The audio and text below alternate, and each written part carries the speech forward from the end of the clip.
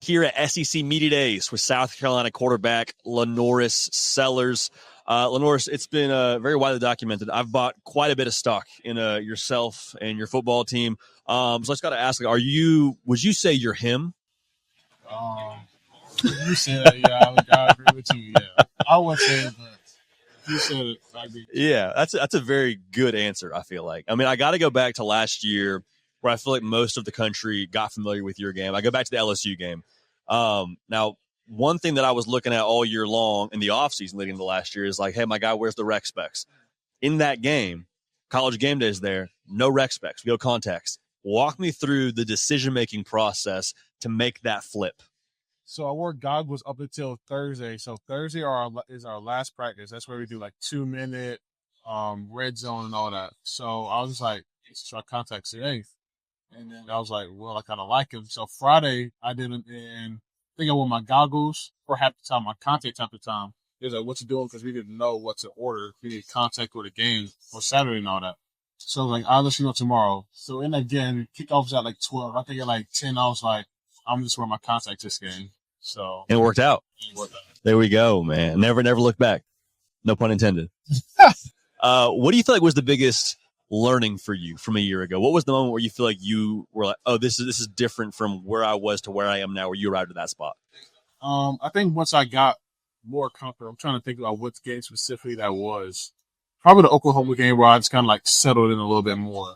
Like, it's like, okay, I made mistakes, but I came back from those mistakes. It's like, bad stuff won't happen. I just got to like, whatever happens the next job is what is most important. So. What are those conversations like for you within the locker room in terms of you kind of taking another step now as a second-year starter in the SEC? Is that something you'll talk about, whether it's you and your staff or you and the guys in the locker room? What are those conversations like?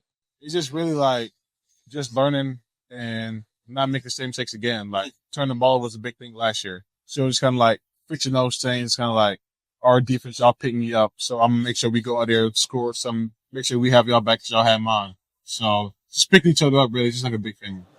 That's awesome, man. When you talk about the way last year went, finished the year super strong, the win over Clemson, all those things, how much of last year carries over to this year for you guys as a team? I think a lot. It's just building on that.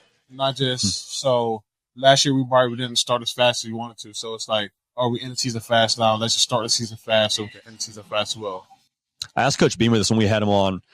Who wins the majority of the battles between yourself and Dylan Stewart? Because I got to imagine they're blowing the whistle quick on you, right? But you're also halfway through like, hey, Coach, I respect you, but he's not tackling me in that spot. I'm getting away. What's like the split for you, would you say, between you and Dylan Stewart in practice? All right, so I'll say this. When last year, before we played, he was blowing the whistle a little bit earlier. But now, like after those couple of games, it's kind of like, Dylan, I don't know. I've seen him get out of that. I've seen that before on tape. So it's 50. Because you're it's like 240 is what you're on the roster? Is that what you are? How fast? Like, what's your 40 if you were to stride one out today? I ran a 4.5 in our combine in spring. 240 at 4.5. Yeah, I'd blow the whistle late too. Man. I feel like people like to compare you to a lot of different players.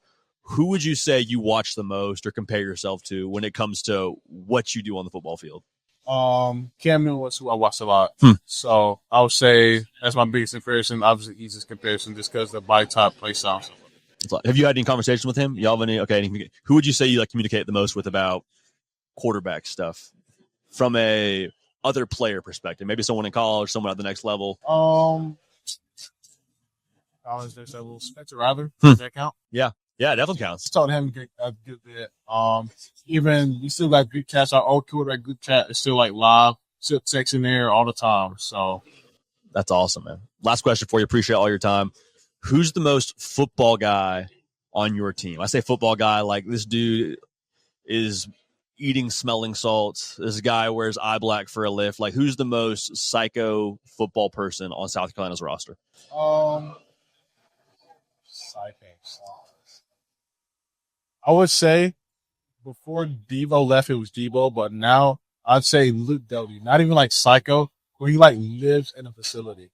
It's like weird. It's kind of like he cut his vacation early. Like, nah, like I'm going back home. I got to work out and stuff. I'm like, oh, it's our time off. Why are you? It's like they're super late and they're super early. Like he just wants to be there all the time. That's awesome. Psycho Luke Doty. That's good company, though. That's a good guy to have on your team. Good deal. LaNorris Sellers, South Carolina quarterback. Brother, appreciate your time.